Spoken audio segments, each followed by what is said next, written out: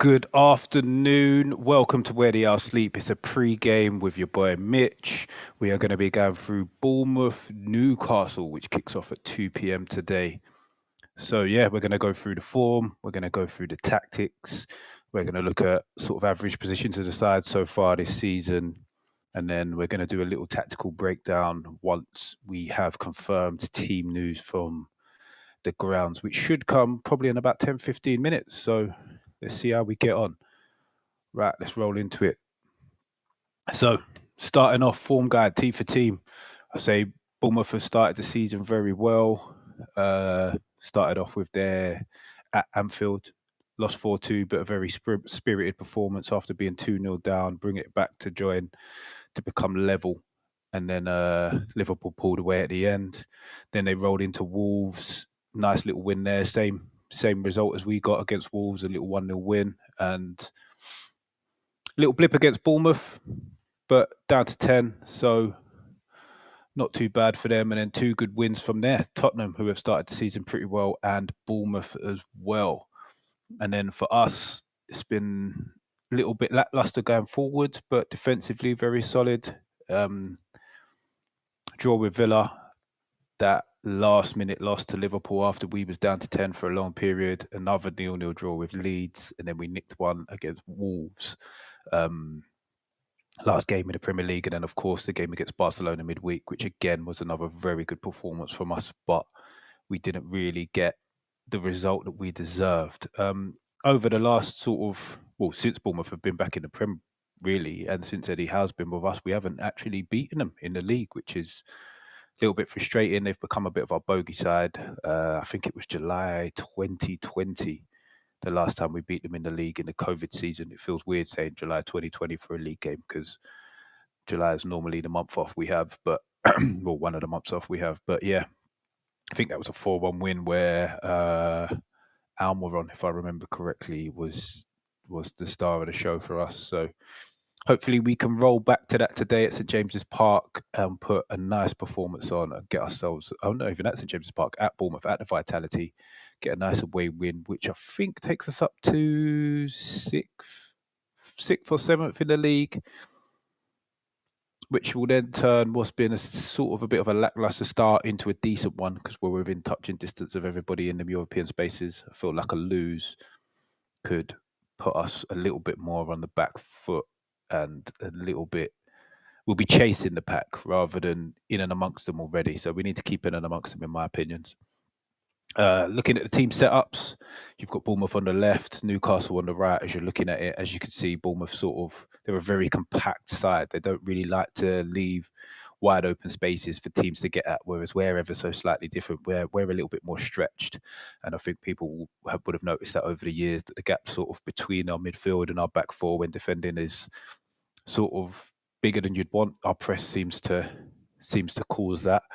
Although I think today that will change slightly because of the few tweaks that we have to make for various reasons. And then also the attack is sort of a little bit cut off from the midfield, which is why we've always been looking for that player that plays in them spaces. So again, hopefully once Jacob Ramsey is back, we could see a slight change in that.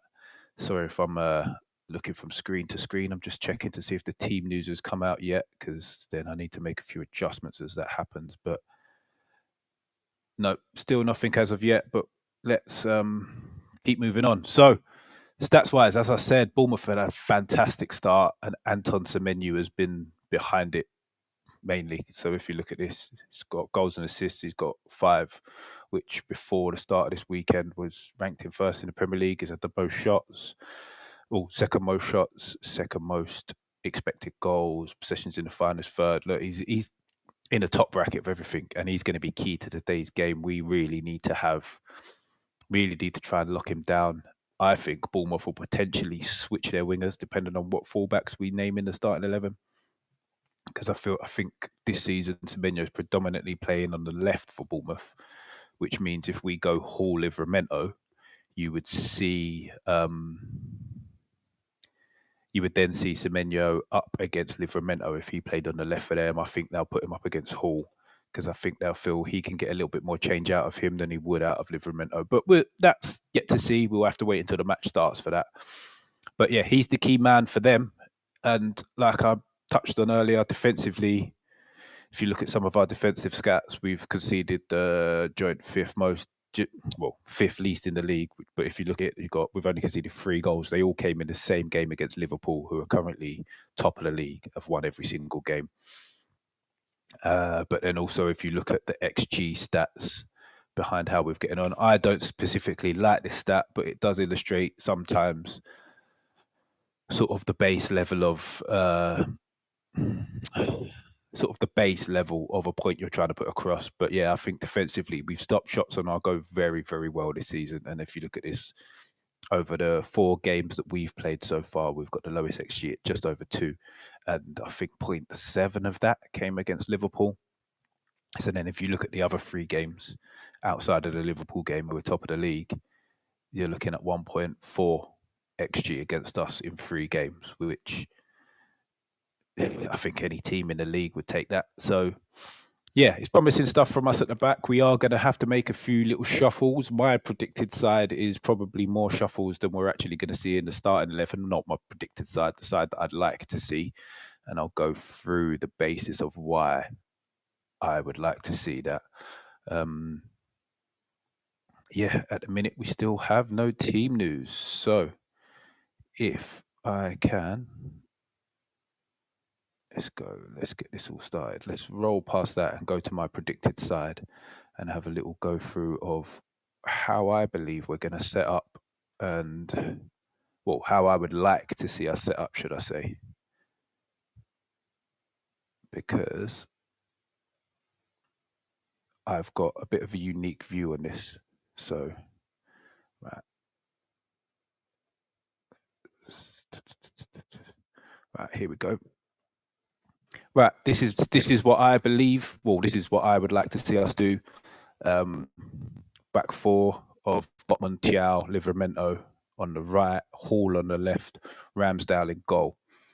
As much as that is a lot of changes, and a lot of the players who I've taken out have basically done nothing wrong, watching the Barcelona game midweek and how different we looked once Thiaw and Botman had come on the pitch. Like even the goal we scored, it was Botman into Thiaw, back to Botman, into Voltemeda, dropped it off to Tonali into Bruno, Murphy, Anthony Gordon. Excellent goal that I've seen a lot of people say that even Barcelona themselves would have been proud of. I feel that with the way Bournemouth press, which is what we'll get into, we having all of the ball players at the back would massively help us beat their press, and that rolls back into Ramsdale as well. Because I know, again, Pope shot stopping has done nothing wrong. We all know he's not magnificent on the ball, so I just feel putting Ramsdale in there could then allow our fullbacks to go higher. So say Ramsdale got the ball to feet, Livramento can go there, Hall can go there. Obviously, all of our attackers can push up. In fact, I'm going to change the view to do this little bit. Let's have a little jig about. So if we go there,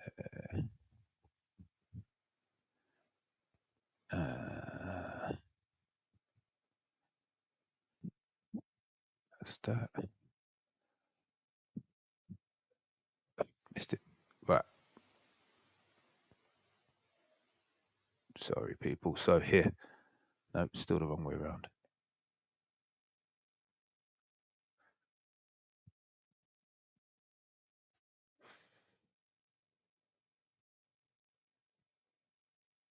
Right, there we go. So let's do the Bournemouth, little shuffle for Bournemouth as well.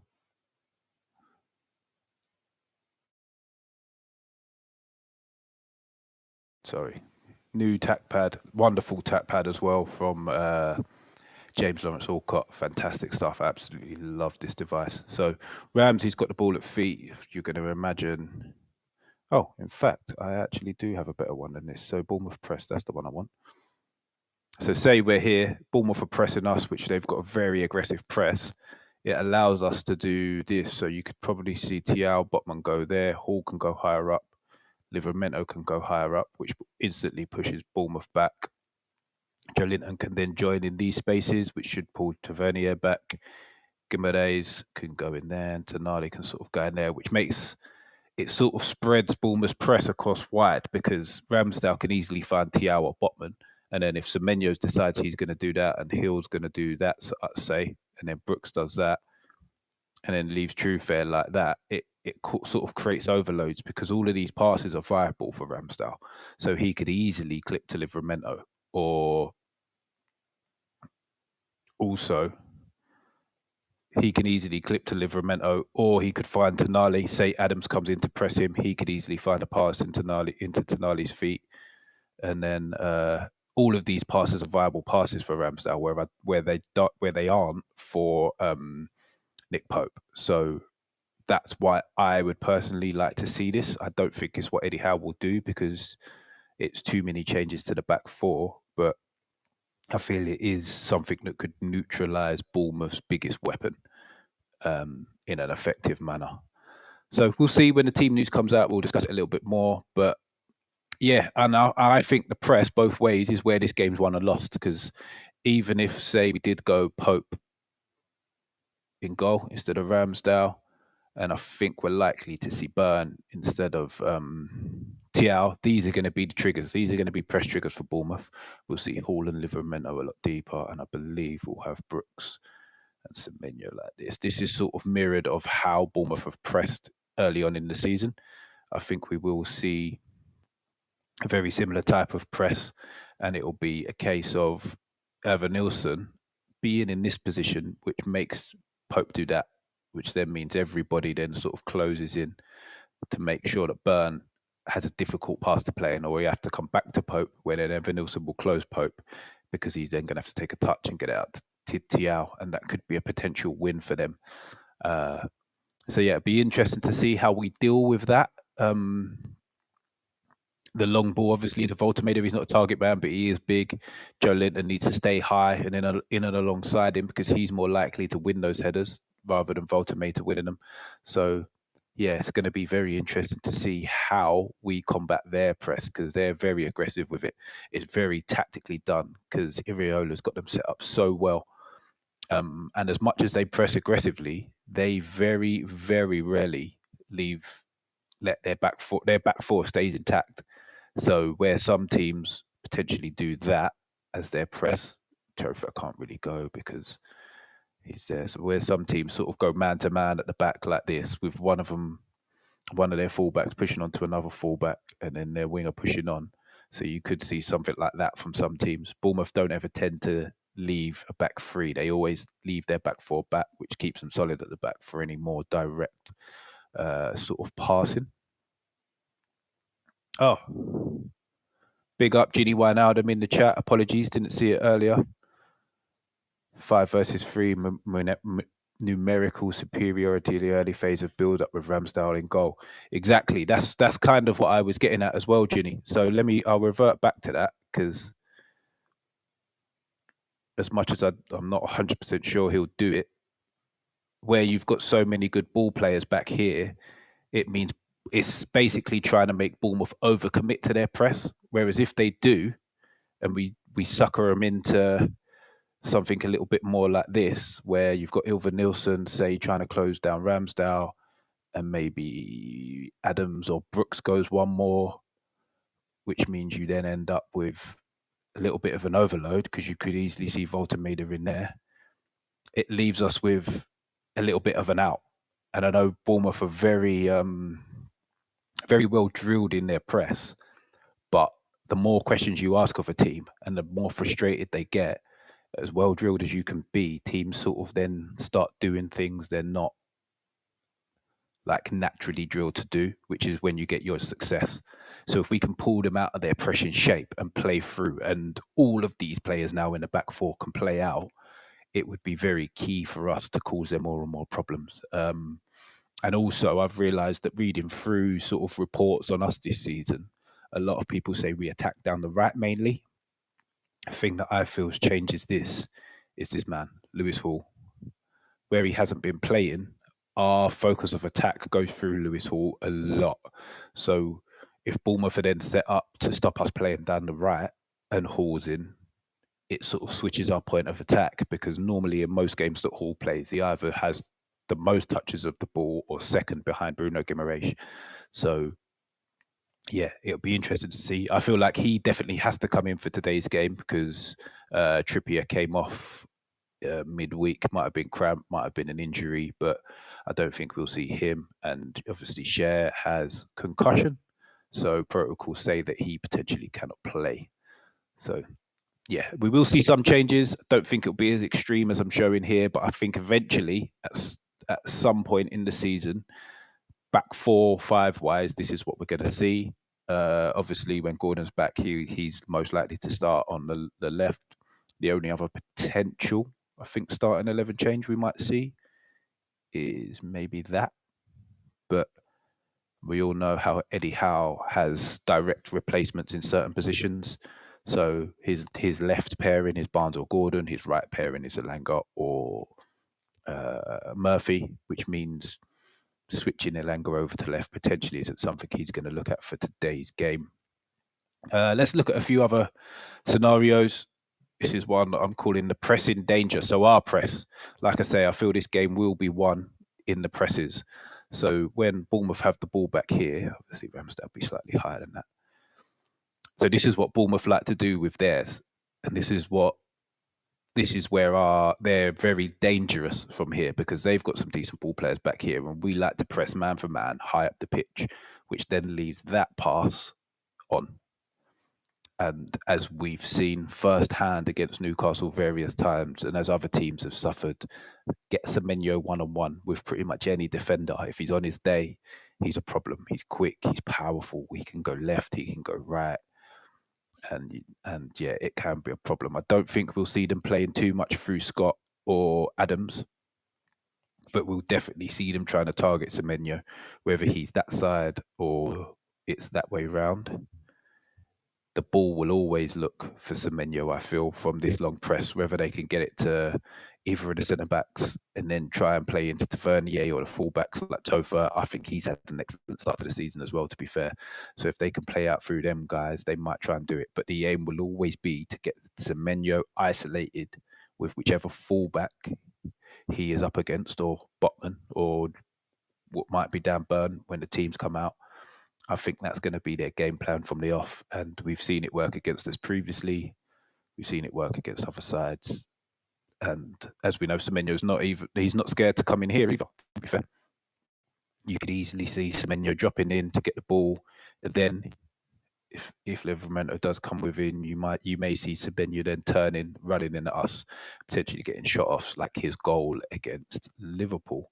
So yeah, we need to make sure that we get our press right, and that we don't allow overloads or mismatches in certain one-on-ones across the pitch.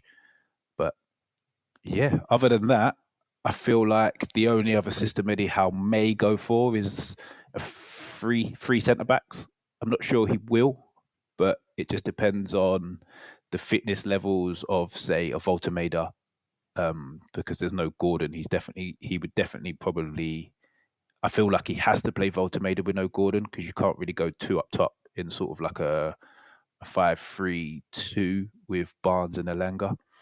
But it's interesting. It'll be interesting to see. And as I say that, I'm looking at the teams now. So the team news has come out, and let's get this up on the screen so we can all have a look. Sorry, people. But as I say, he's actually thrown more of a curveball at me than I expected. Wow. Okay, we're definitely going to talk through this, because this is very different to what I expected. I've got the back four minus Pope, bang on. And then, wow, outside of that, very, very different. Let me see if I can get Bournemouth's up so we can do both at the same time. But if not, as Ginny says, line up out, back five. I'll get that on the screen as well, Ginny, so we can have a proper deep dive into that. I'm just trying to find Bournemouth to see if I can do two in one, but it might just have to be the Newcastle one for now. So let's have a little look at this.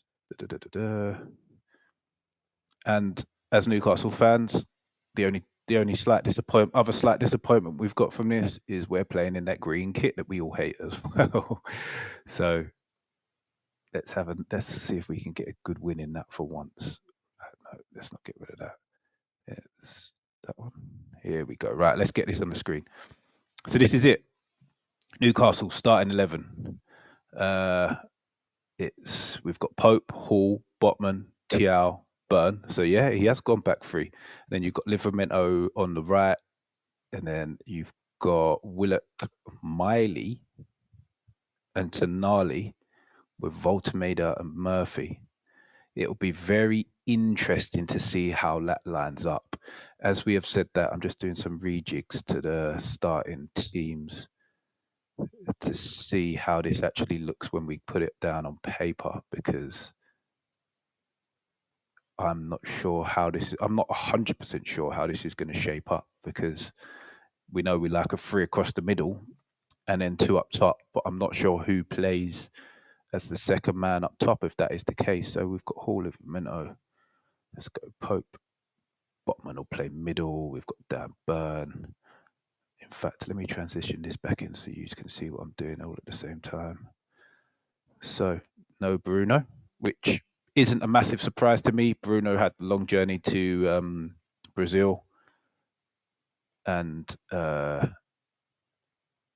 started to look a little bit leggy at the end of the Barca game. We know we need to rotate. I just thought he might get ample for one more game on Bruno, making it through that game so that we can give him a nice little rest midweek next week.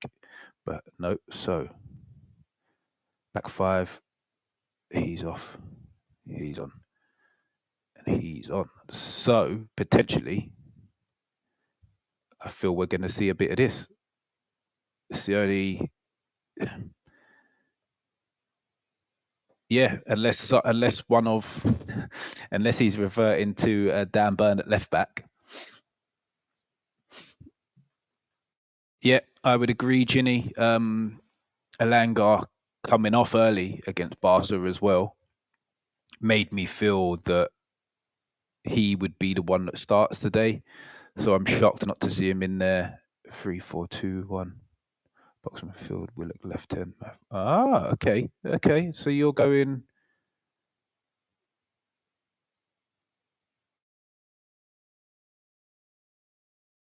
3-4-2-1. Am I going crazy? Ah, got it.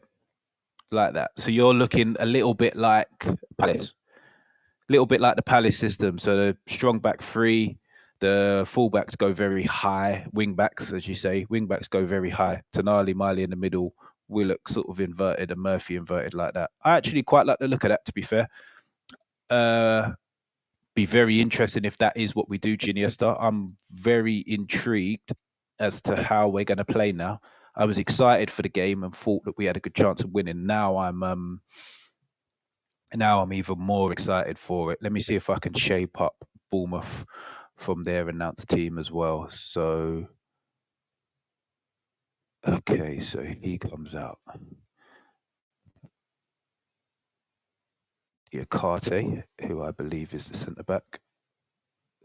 So Bournemouth is that. Hill doesn't play. Okay, which means this just shows how little I know about Bournemouth, because I can't figure out how they're going to line up either now.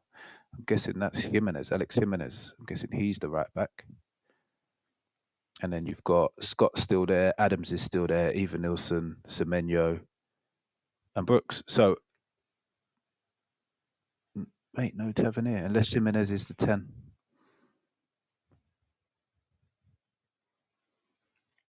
Yeah, no, that's it. Bournemouth lining up a little bit like that. So maybe Howe has made a few little tweaks, because then pressing-wise, you could see Willock and Murphy sort of pressing in these areas. Voltameda in there. Tonali will always offer the protection for the back four, so he'll be sort of in that spot. If Murphy will probably be in the fullbacks. Livramento, Tiao up to halfway. So yeah, we could see him. We'll try and box him in a little bit like that, I feel. Burn on Semenyo, Botman, and then TL sort of cover. They'll shuffle over like that, which I feel leaves us with a lot better cover for Semenyo, regardless of what side he plays on, because you've got him either one-on-one with maybe Tiao or Livramento with Botman for cover, or Burn or Hall the other side, again with Botman for cover or Burn for cover. So yeah, I really like this setup. It's going to be intriguing as to how we play. I did have a few other little bits set up, which I will run into now. I had it like that, attacking right hand side. I'm going to have to shuffle the teams around again though. But here we go, attacking positions. Oh, I've taken the wrong players off the pitch now. Attacking positions. So this is how Newcastle normally attack sides in their usual system. Obviously, it's going to be slightly different today because we're set up slightly different, but I think we will see very similar types of positioning. Joe Linton's out, Dan Burns in. So Burn will be there with Hall. Botman will be the cover. Tiao will now come and get more involved. And Harvey Barnes off. Not Scott. Harvey Barnes off for Willock. I'm not going to change the Bournemouth side because we're more focusing on Newcastle. So when we're attacking down the right-hand side, you'll see a lot of this interchange between Livramento and Murphy. Miley will always come in this position or dive in there to try and either create the overload for a cross or recycle position. Sometimes you see the nice little curved cross put in by Bruno, which is, you see a little cross that goes in there from Bruno. Don't know if we'll see that from Miley at all today, but when the ball does come back into these positions, like say Murphy sets it back, Bruno does just like sling one in every now and again. Trippier does similar as well, so it'd be nice to see if Miley, whether it's Tonali maybe in there, maybe Tiao joins in and he does it from a different angle. It will be lovely to see if we do that. But I actually really like this from Howe, to be honest. It's a very different setup. It's going to have Bournemouth thinking they're going to have to rejig what they're going to do now to try and combat us going with a back three. But yeah, I'm very, very, very excited about the game. Rolling. Let's get this one back to here. And yeah, so that's completely thrown me off. Actually, I'm not going to lie. The Newcastle lineup has sort of destroyed the last few bits I was going to mention because all of the screens are set up for a different formation. But I actually feel I can now put my head and my heart prediction at the same place instead of having two different predictions. Because in my heart, I was saying a 2-1 or a 2-0 Newcastle. And in my head, I was going 2-1 Bournemouth. But now I feel like we nick it. We nick it by one. Is it just one? Actually, no, I'm going 2-goal win. I'm going 2-goal win for us now because as I was saying earlier about our defensive stats, I feel like we'll limit them to very few clean shots on our goal. And now with the setup, I feel like we'll get players closer to Voltameda. There'll be some lovely, nice interchanges in and around the box, and that we could cause them damage that way. And our setup doesn't allow for their break to be as prominent as sometimes it can be. So yeah, I'm going for Newcastle by 2-0. I'm going now. I'm going to settle on that, and we're going to stick with it, and hopefully it comes to fruition because yeah, we do need to kick on. We need to get back into that pack that are going to be chasing Europe and make sure we don't fall away too much because it hasn't been the strongest start of the season from us so far. I don't know if anybody else has got any views on that they want to throw in. Ginny, same score for me, 2-1 win, bit of a robbery. We got great options off the bench who I think will make the difference. And yes, I totally agree, Ginny. The options off the bench this season have been the refreshing change for us, I feel, because normally I look at our bench and I think, oh, if we're in trouble, we have got absolutely nothing to change this game. And now I look at our bench and I think, actually, problems everywhere. Even if you look at, say, a William Asula, he's not like amazing, but when you chuck him on late in the game against tired legs, he is someone that can cause all kinds of problems to teams. And yeah, he, like we saw in the Liverpool game, he's not refined, but he's an absolute battering ram. He doesn't stop, and he'll get on the end of things and cause people problems. So yeah, even if we bring him on the pitch, I'm very excited to see how he gets on. Sorry, this is just trying to do the last few little tweaks to the Bournemouth side before we end on their screen. Even Nelson, Adams, Tavernier, Semenyo, Hill. No, that's that Jimenez. Right, and there we are. So, I've lost someone. Anyway, I need to get more well versed with the tap pad, but these are what it looks like the teams are going to be. Bournemouth in their usual sort of 4-2-3-1. Newcastle going with a back three. Probably it'll be a 3-4-2-1, as Ginny has said. Or, yeah, I think that's all we can see, unless we go in, unless we reshape ever so slightly like that, and Murphy just plays in a one Volta-Maida. I think they're the only two real options for us to play this system. I know Bournemouth are down to 10 men in my screen because Brooks has completely disappeared off the face of my tap pad right now, and I don't know where I dropped him. But yeah, that's what we're going to see. I feel like we're going to get a good win today. Pushes us up to, I believe, 6th or 7th in the league, which will put us on 8 points. So yeah, which turns their sort of lackluster start into what I would call a decent start. But for those of you that have chipped in while we've been here, Ginny, thank you for joining as always, sir. Always great to have your input. And anybody who wants to see more on Where the Owl Sleep, we will be back with the Parliament at 9 p.m. this evening. And we will be talking through all things Premier League. We'll have a little dabble into the Football League because we obviously have our Bolton fan. We have our Southampton fan as well. And we'll keep track of our adopted sides. So catch us later there, guys. Thanks for joining. Ginny, big up yourself. Thank you, sir.